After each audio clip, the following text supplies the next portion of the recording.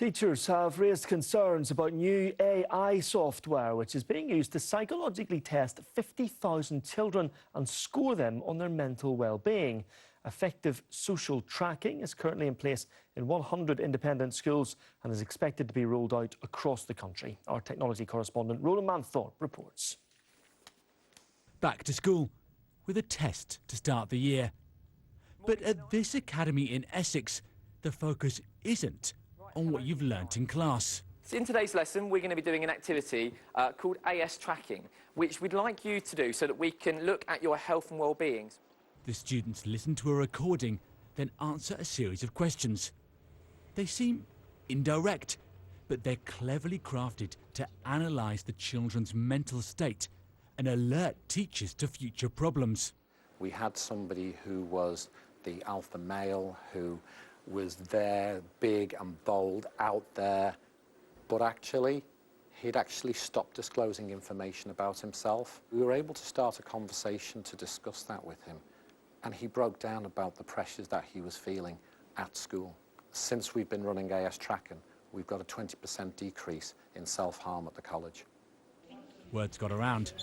This month, 50,000 8 to 18-year-olds will use AS Tracking at both exclusive private schools and one of England's biggest academy chains. The couple who created the tool say their AI analysis spots 82% of problems. So there's a correlation often between children that are of concern to school and our data. So that's reassuring to teachers. But then there is always an additional group of children for whom they haven't yet crashed, but there's a pattern of thinking which suggests that if they were to habituate that same pattern of thinking, risks may increase for that child. This is an example of the dashboard teachers see.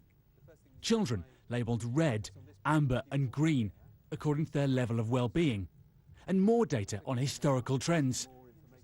Although technology experts worry even well-intentioned systems can be misused. Potentially down the line, when that technology is there, there is of course the scope for mission creep, where somebody in the school says, actually this would be a great tool to help us sort children into different classrooms, for example, or decide which children should go on to apply for university and which shouldn't.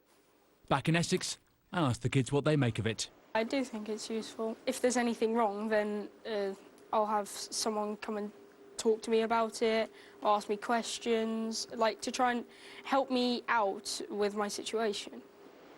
A mental health crisis blamed on technology could be relieved by more technology. But in the end, it'll come down to teachers and their students. Roland Manthorpe, Sky News.